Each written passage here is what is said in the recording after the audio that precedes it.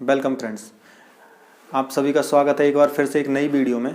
आज हम बात करने वाले हैं क्लास 8 के चैप्टर नंबर 1 के बारे में, जिसमें हम आज जानेंगे परिमेय संख्याओं के बारे में।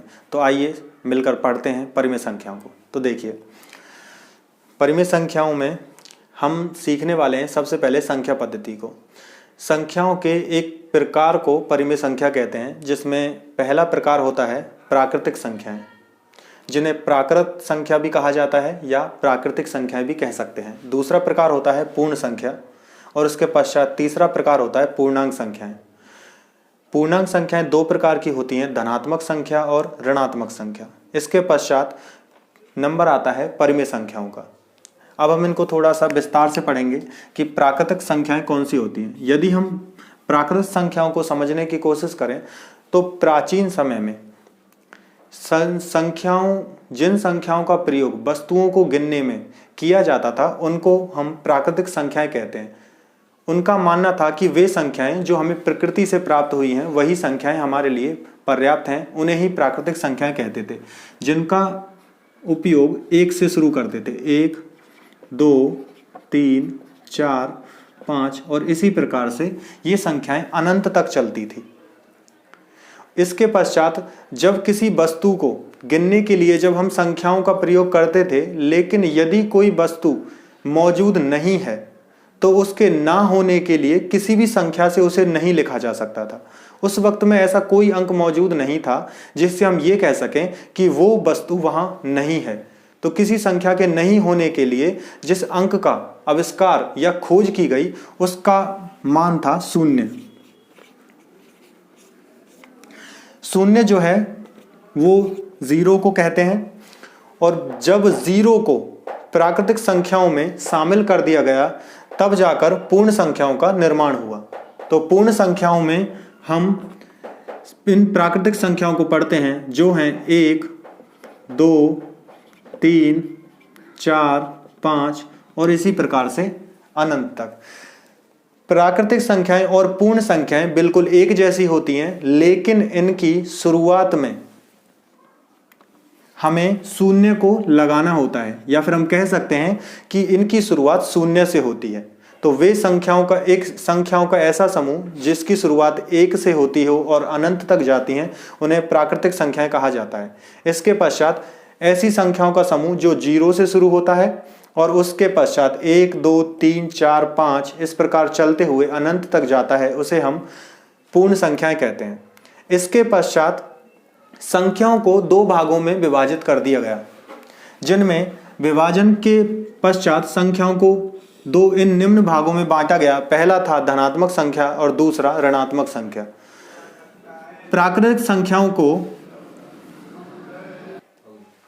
प्राकृतिक संख्याएं जो 1, 2, 3, 4, 5 हैं, जब इनको हम दोनों चिन्हों के साथ, जैसे 1, 2, 3, 4, 5, यदि इसको एक बार प्लस के चिन्ह के साथ और एक बार माइनस के चिन्ह के साथ लिखें, तब हमें प्राप्त होने वाली जो संख्याएं होंगी वो पूर्णांक कहलाएंगी। इस प्रकार की संख्याओं को पूर्णांक कहा जाता है। जो पूर्णांक हैं वो धनात्मक, इन संख्याओं को हम धनात्मक कहेंगे और इन संख्याओं को हम ऋणात्मक कहेंगे। ये धनात्मक और ऋणात्मक संख्याएं मिलकर ही पूर्णांक संख्याओं का निर्माण करती हैं, लेकिन इन सभी संख्याओं के बीच में, धनात्मक संख्या और ऋणात्मक संख्याओं के बीच में एक समन्वय की अवस्था होती है, जिस संख्या का मान या फिर उस अंक का मान ना धनात्मक होता है ना ही ऋणात्मक, जिसे हम शून्य कहते हैं। तो इसलिए हम कह सकते हैं जब पूर्णांक लिखे जाते हैं या पूर्णांकों को दो भागों में बांटा जाता है, तब शून्य को ना तो धनात्मक में लिखा जाता है और ना ही ऋणात्मक में। तो इस प्रकार शून्य को यदि +0 या -0 लिख भी दिया जाए तो ये किसी भी अंक के साथ कोई परिवर्तन नहीं करता। इसीलिए 0 को, यहां हम एक नई चीज को देख सकते हैं, यहां इसलिए 0 को योज्य, तत्समक का नाम भी दिया जाता है। योज्य तत्समक के बारे में थोड़ा सा जानते हैं कि योज्य तत्समक एक ऐसी संख्या को कहा जाता है जिसे यदि प्राप्त संख्या में जोड़ दिया जाए तो उसके मान में कोई परिवर्तन ना हो।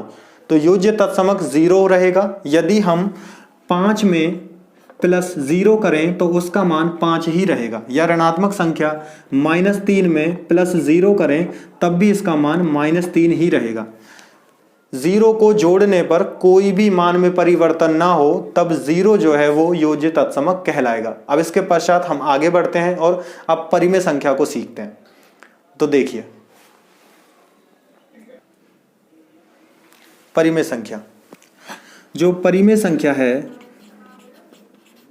परिमेय संख्या वो एक ऐसी संख्या है जिसे हम P/Q के रूप में लिखते हैं, या फिर इसको साधारण भाषा में समझें तो हम कह सकते हैं जिसे हम भिन्न के रूप में लिखते हैं। एक ऐसी संख्या जिसे हम भिन्न के रूप में लिख सकते हों उसे ही परिमेय संख्या कहा जाता है। यहाँ पर कुछ इसके लिए कुछ शर्त होती हैं कि जो P है और जो Q है इनके मध्य एक संबंध होता है। यहाँ पर P का मान कुछ भी हो सकता है, तो हम कह सकते हैं कि P का जो मान है P, इसका मान होना चाहिए पूर्णांकों से या प्राकृतिक संख्याओं से भी हो सकता है। जैसे हम n से लिखते हैं, n का मतलब होता है नेचुरल नंबर, प्राकृतिक संख्याएं। इसके पश्चात जो Q है, Q का मान भी कुछ भी हो सकता है, लेकिन इसका मान Q कभी भी बराबर नहीं होना चाहिए 0 के, क्योंकि अगर 0 को किसी भिन्न में नीचे वाली स्थिति को हर कहा जाता है। यदि हम भिन्न में हर के जगह पर 0 को लिख दें तो 0 से हमें संख्या में भाग देना होगा, जिसकी वजह से भाग जो है वो कभी पूर्ण नहीं होगा और हमें जो मान है, जो हल है, वो प्राप्त नहीं हो सकता। इसलिए कभी भी हम Q का मान 0 नहीं रख सकते। तो परिमेय संख्या हम उन्हें कहेंगे P/Q का मान 0 न होने पर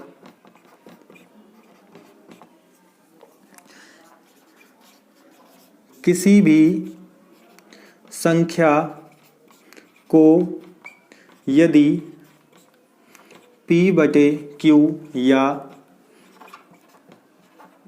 अंश बटे हर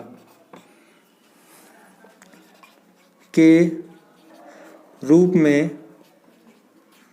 लिख सकते हैं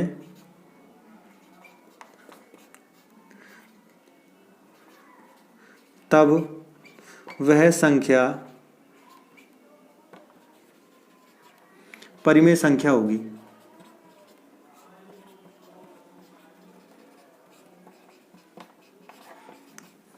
तो परिमेय संख्या में विशेष रूप से हमें इसी बात का ध्यान रखना होगा और ये आपके लिए इम्पोर्टेंट रहेगा कि P/Q का मान 0 नहीं होना चाहिए, और जिस संख्या को हम P/Q के रूप में लिख सकते हो या फिर हम कहें कि अंश बटे हर के रूप में लिख सकते हो तो वह संख्या परिमेय संख्या कहलाएगी।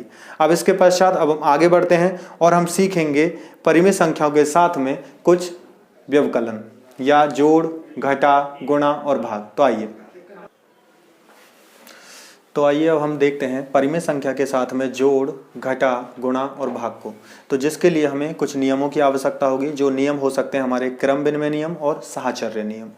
तो इसके लिए मैंने कुछ उदाहरण लिखे हैं 1/2, 2/3, 3/4 और 4/5। तो इन्हीं संख्याओं के साथ में हम जोड़ करके देखेंगे पहले, फिर घटा करके, फिर गुणा और भाग, जिनमें हम इन दोनों नियमों का पालन भी करना सीखेंगे। और इसके पश्चात 2 नियम और भी हैं जिन्हें हम इन्हीं के बीच में जानेंगे। तो आइए सबसे पहले हम जोड़ करके देखते हैं। यदि 1/2 को जोड़ दिया जाए 2/3 के साथ में, तो इनको जोड़ करते हैं। तो जोड़ करने के लिए पहले दोनों का लैसे लेंगे जो 6 होगा, और 2 का भाग 6 में देने पर 3 आता है। 3 का गुणा 1 के करने पर 3 आ जाएगा। फिर प्लस 3 से 6 में भाग देंगे 2 आएगा। 2 का गुणा 2 से करने पर 4। अब इसको जोड़ सकते हैं हम। 3 + 4 = 7 बटे और ये 6।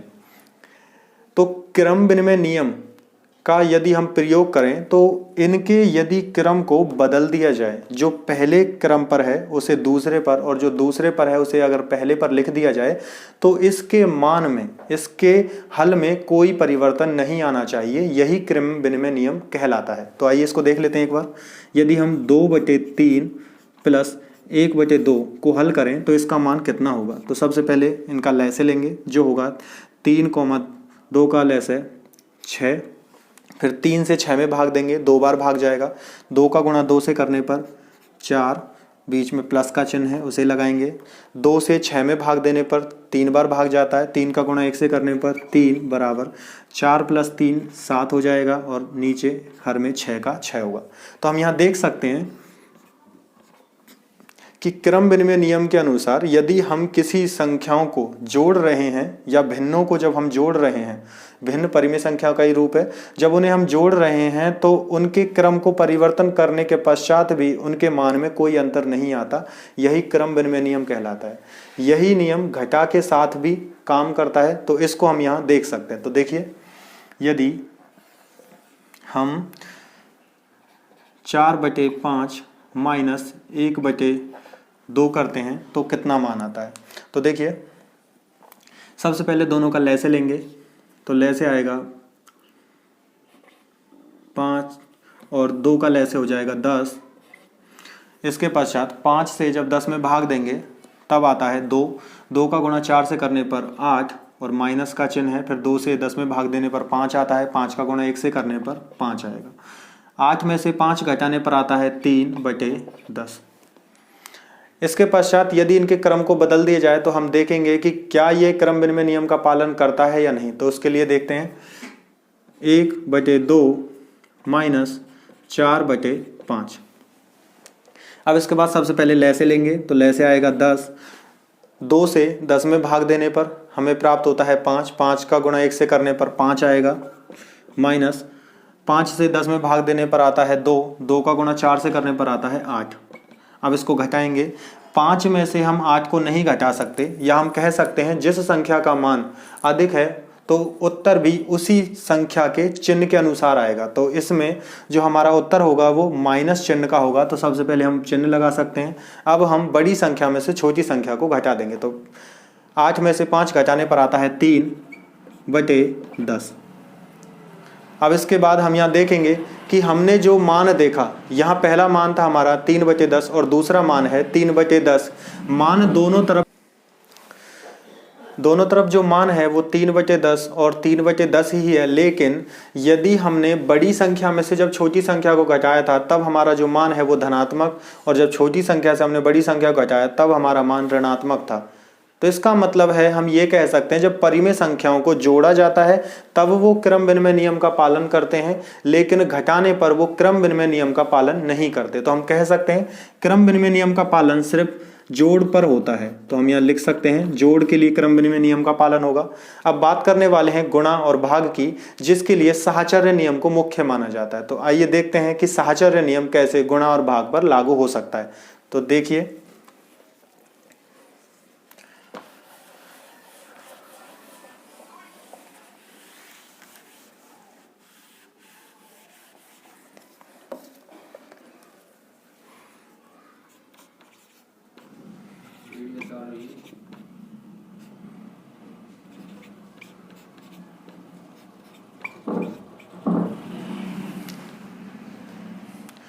यदि हम 1/2 गुणा 2/3 इसका प्रयोग करते हैं तो यहाँ पर 1 का गुणा 2 से हमें परिमेय संख्याओं में जब गुणा किया जाता है तो हम इसमें अंश का गुणा अंश से और हर का गुणा हर से करते हैं। तो जिसके लिए हम लिखेंगे 1 गुणा 2/2 गुणा 3।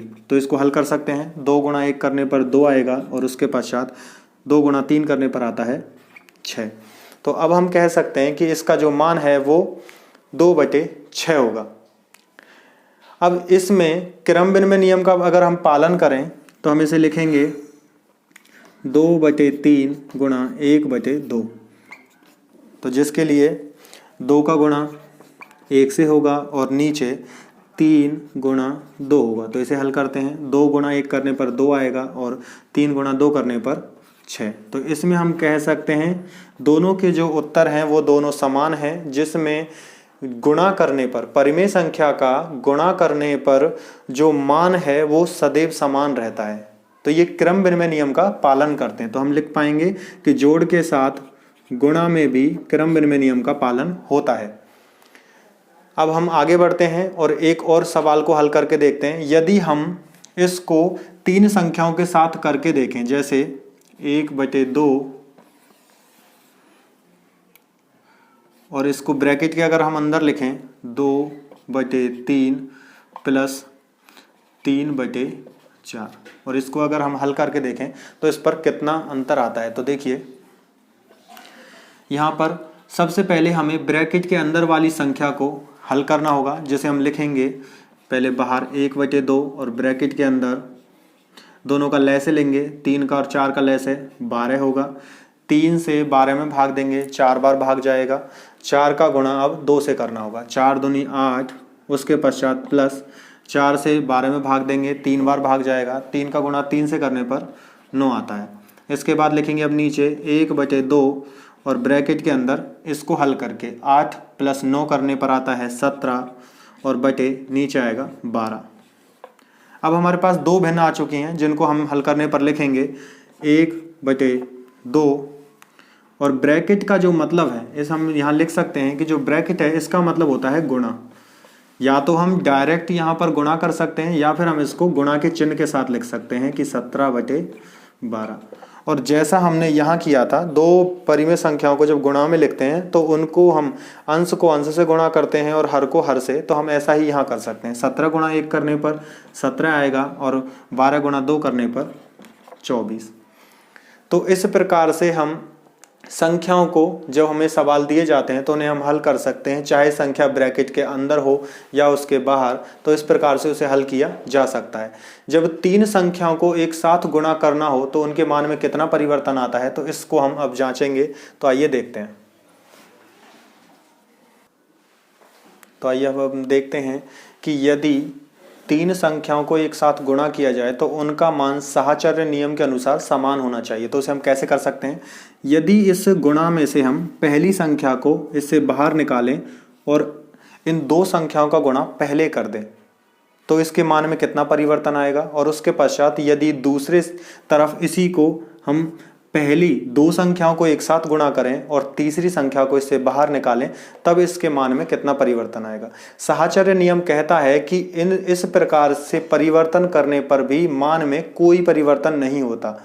लेकिन यदि इन्होंने साहचर्य नियम का पालन नहीं किया तो यहाँ पर दोनों के जो मान हैं वो परिवर्तित हो जाएंगे। तो इसको अब हम एक बार चेक करके देखते हैं। तो देखिए 1/2 और गुणा, फिर उसके बाद ब्रैकेट के अंदर हम हल करेंगे।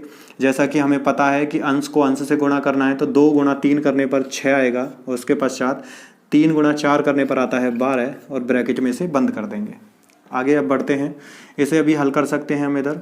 1 गुणा 2 करने पर 2 और नीचे 2 गुणा 3 करने पर 6 और इसे ब्रैकेट के अंदर रखेंगे गुणा 3/4।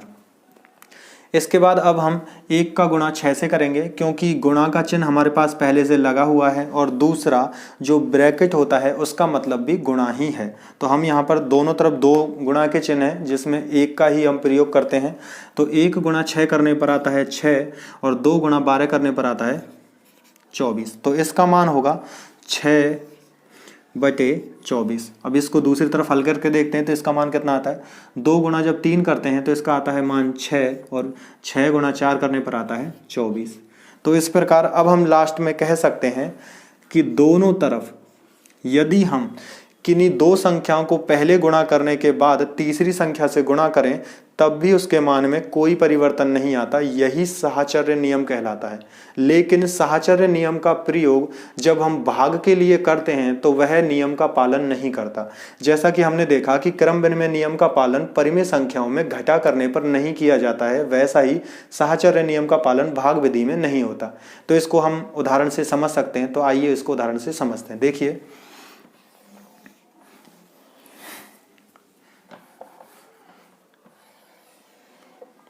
जैसे 1/2 भाग 1/4। यदि हम यहाँ पर 1/2 भाग 1/4 और उसके बाद यदि इसमें गुणा कर दिया जाए, गुणा 1/3, इसको अगर हम पहले हल करें तो इसके बाद हम देख सकते हैं कि इसका मान कितना होगा। सबसे पहले ब्रैकेट के अंदर जो संख्या लिखी हुई है उसे हम हल करेंगे। तो हम यहाँ पर 1/2 और हमें यहाँ पर भाग का चिन्ह दिया हुआ है।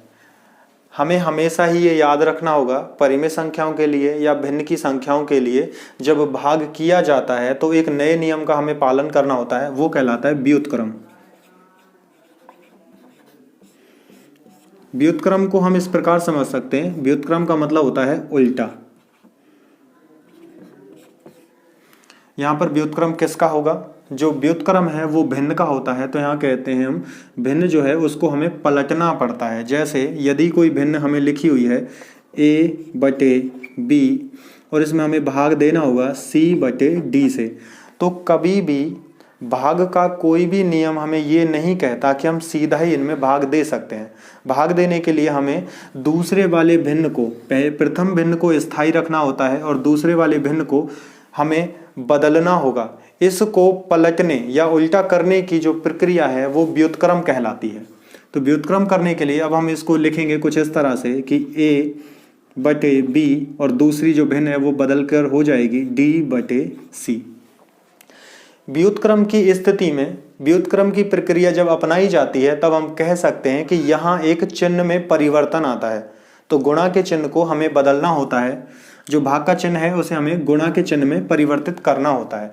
जो पहले हम a में d से, या फिर हम कह सकते हैं कि c में जब हम d से भाग देने वाले थे, अब ऐसा नहीं होगा। अब हम a का जो गुणा है वो d के साथ करेंगे और b का गुणा c के साथ करेंगे। इसे कहा जाता है व्युत्क्रम और इस प्रकार से भाग के चिन्ह को भिन्न के रूप में हल किया जाता है। तो अब इसे आगे बढ़ते हैं इसमें हम। तो इसके लिए क्या करेंगे? गुणा का चिन्ह लगाएंगे और 1/4 है इसको लिखेंगे हम 4/1 और इसके बाद आगे बढ़ेंगे गुणा 1/3। अब इसको यहाँ से हल करना होगा। 1 गुणा 4 करने पर आता है 4/2 गुणा 1 करने पर 2, उसके पश्चात फिर से गुणा का चिन्ह और इसको लिखेंगे 1/3। इसका मान अब यहाँ लिख सकते हैं हम। 4 गुणा 1 करने पर आएगा 4/2 गुणा 3 करने पर आता है 6।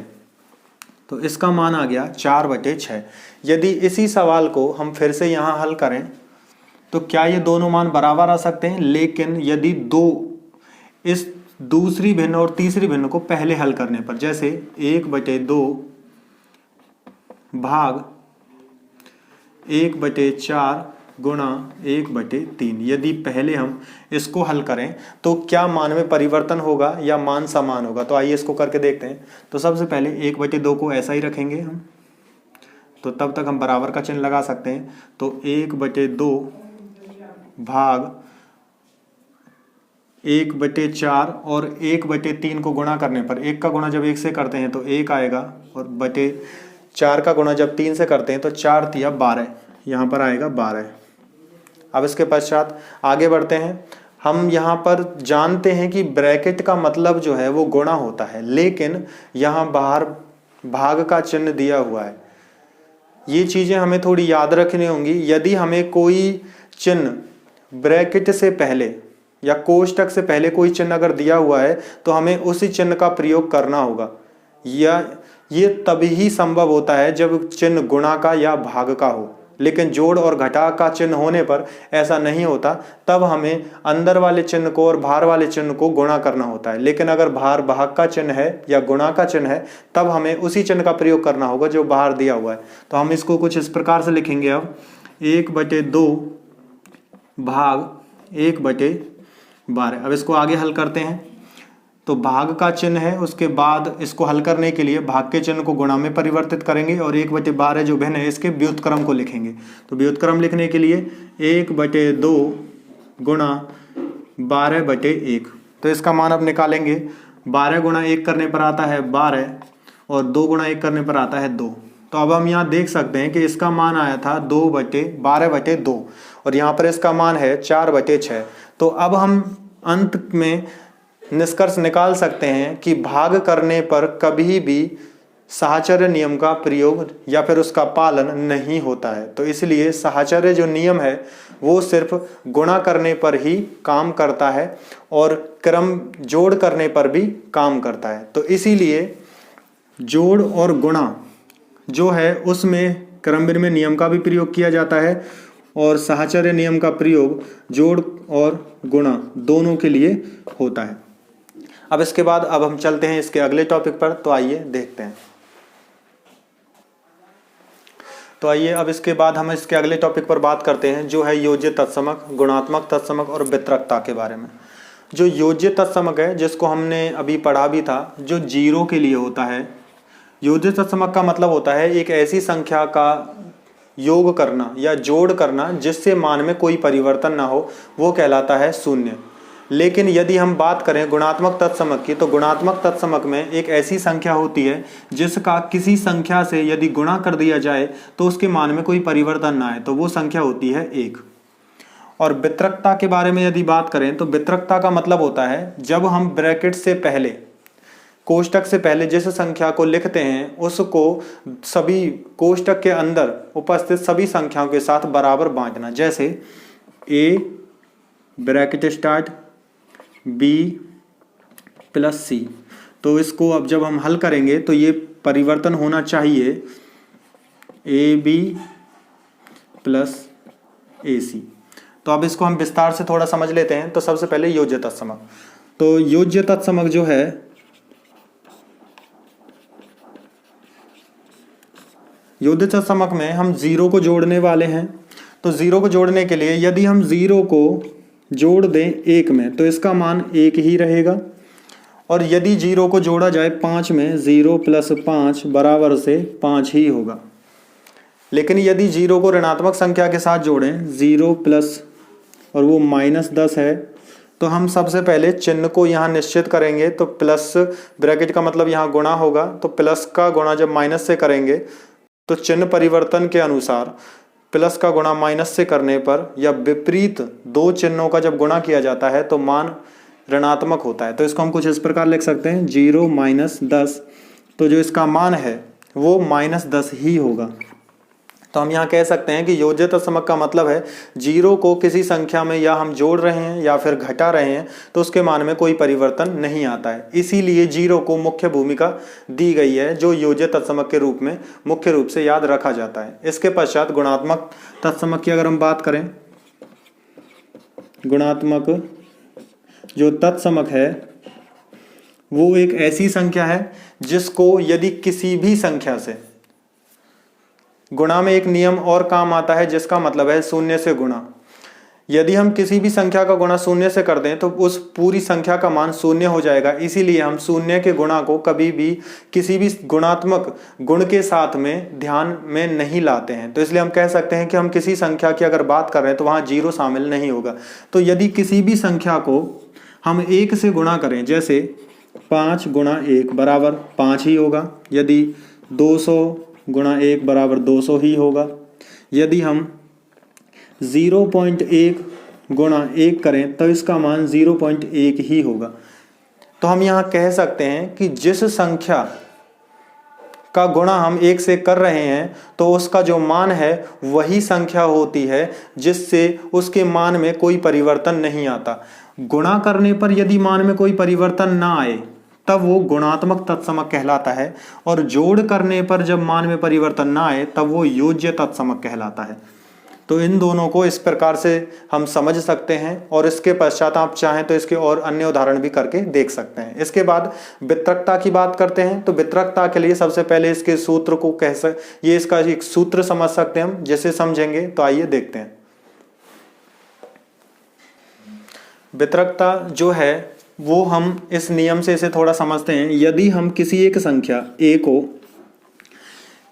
किन्हीं दो संख्याओं के साथ में, चाहे उन्हें जोड़ा जा रहा है या उनको गुणा किया जा रहा है, जैसे b है और उसके बाद c, इन दोनों के साथ यदि उसे लिखा जाए तो इसका मान कुछ इस प्रकार से होगा। या तो हम इसको इस प्रकार से हल करें कि a को a ही रहने दिया जाए और b और c, यदि ये गणितीय रूप की कोई संख्या होती तो इन दोनों को हम आसानी से जोड़ देते, जिनको योग करने पर b प्लस सी कोई एक निश्चित मान होता, फिर उसके पश्चात हम a का गुणा इन संख्या से करते और हमें एक मान प्राप्त हो जाता जिसे हम इसी प्रकार लिख पाएंगे। लेकिन जब हम इसको हल करने वाले हैं वितरकता नियम के अनुसार, तो इसको एक उदाहरण से समझ लेते हैं। जैसे 2 को हम 3 + 5 के लिए हल करें तो 2 नियम जो हैं इसके वो कुछ इस प्रकार से काम करते हैं। या तो कुछ इसे इस प्रकार से हल किया जाए, जैसे 2 ब्रैकेट स्टार्ट 3 + 5 को एक साथ जोड़ दिया जाए तो ये दोनों हो जाएंगे 3 और 5 8, और जैसा हमें पता है ब्रैकेट का मतलब गुणा होता है, तो 2 × 8 = 16 होगा। लेकिन इसी को वितरकता नियम के अनुसार हल करके देखें तो इसका मान देखिए कैसे आता है। सबसे पहले हमें 2 को बांटना होगा 3 के साथ में। ब्रैकेट के अंदर यदि 3 संख्याएं हैं तो हमें 3 संख्याओं के साथ उसे बांटना होगा, यदि 5 संख्याएं हैं तो 5 संख्याओं के साथ उसे बांटना होगा। लेकिन यहाँ 2 हैं तो हम उन्हें 2 संख्याओं के साथ बांटेंगे। तो सबसे पहले ब्रैकेट जैसे बाहर लगा हुआ है, इन दोनों संख्याओं के मध्य ब्रैकेट है जो गुणा का काम कर रहा है, तो हम 2 × 3 लिखेंगे। उसके बाद अब 2 को गुणा करेंगे 5 से, तो 2 को बराबर बांटेंगे 5 के साथ में, और बीच में जो चिन्ह है उसी का प्रयोग करेंगे। तो यहाँ प्लस का है तो प्लस लगाएंगे, और जो आता है 5, तो 2 × 5। अब इसको हल कर सकते हैं तो ये होगा 2 × 3 करने पर 6 प्लस 2 × 5 करने पर 10, जिसका मान आता है 16। तो अब यहाँ दोनों पक्षों में हम देख सकते हैं कि मान जो है वो बिल्कुल बराबर है, 16 ही रहेगा। इस प्रकार से वितरकता नियम का प्रयोग करके हम किसी भी सवाल को आसानी से हल कर सकते हैं। कई बार हमें वर्ग निकालने के लिए, किसी संख्या का जब हम वर्ग निकालने वाले हों या बड़ी संख्याओं को जब हल करने वाले हों, तब हमें वितरकता नियम का प्रयोग करना होता है, जो हम इसी नियम को हम कोष्टक लगाना और कोष्टक हटाने वाले नियम में भी पढ़ते हैं। एक उदाहरण से फिर से इसे समझते हैं। जैसे हमें कोई संख्या दी हुई है 15 और हमें इसका गुणा करना है 11 के साथ। यदि हम चाहें तो डायरेक्ट इसका गुणा कर सकते हैं, तो 15 का गुणा हम डायरेक्ट 11 से करना चाहें तो वो भी हो सकता है। लेकिन यदि हम चाहें तो किसी एक संख्या को 2 भागों में बांटकर सवाल को आसान बना सकते हैं। ये संख्याएं छोटी हैं इसलिए गुणा आसान होगा, लेकिन यदि यही संख्याएं बड़ी होती तो ये गुणा बहुत कठिन हो जाता। तो गुणा को आसान बनाने के लिए हमें आवश्यकता होती है कि हम वितरकता नियम या फिर कोष्टक लगाना और हटाना उसका प्रयोग करें। तो देखिए 15 को यदि हम 15 ही रहने दें तो ये 15 15 ही रहेगा, और जो गुणा का चिन्ह है इसे कोष्टक में परिवर्तित कर देंगे। तो गुणा की जगह पर हम कोष्टक लगाएंगे, और जो 11 है 11 की जगह हम लिखेंगे 10 + 1, और इसके बाद कोष्टक को बंद कर देंगे। अब इसके बाद वितरकता नियम जैसे काम करता है वैसा ही करेंगे। 15 को अब हम 10 से गुणा करेंगे, जो हमारे लिए सबसे आसान गुणा होगा। तो हम लिखेंगे 15 × 10 = 150। जैसे 15 × 10, और उसके बाद बीच में प्लस का चिन्ह है उसे लगाएंगे। अब 15 का गुणा 1 के साथ करना है, तो 15 × 1। अब दोनों को जोड़ सकते हैं, तो सबसे पहले 15 × 10 करने पर 150 प्लस 15 × 1 करने पर 15। अब दोनों को आसानी से जोड़ा जा सकता है। तो 5 और 0 को जोड़ेंगे तो 5 आएगा, 1 को और 5 को जोड़ने पर 6 और 1 का 1 होगा। तो इसलिए इस संख्या का मान या फिर इस 15 × 11 का जो मान है वो 165 होगा। तो इस प्रकार हम किसी भी संख्या का गुणा कर सकते हैं और आसानी से इन सभी नियमों को पालन में ला सकते हैं। अब मिलते हैं हम इसके बाद इसके सेकंड पार्ट में। इस चैप्टर के बचे हुए टॉपिकों को अब हम अगले पार्ट में कंप्लीट करेंगे। यदि आपको इनमें से किसी भी टॉपिक में कोई समस्या हो तो आप हमसे कमेंट में पूछ सकते हैं। Thank you. आज के लिए बस इतना ही। धन्यवाद।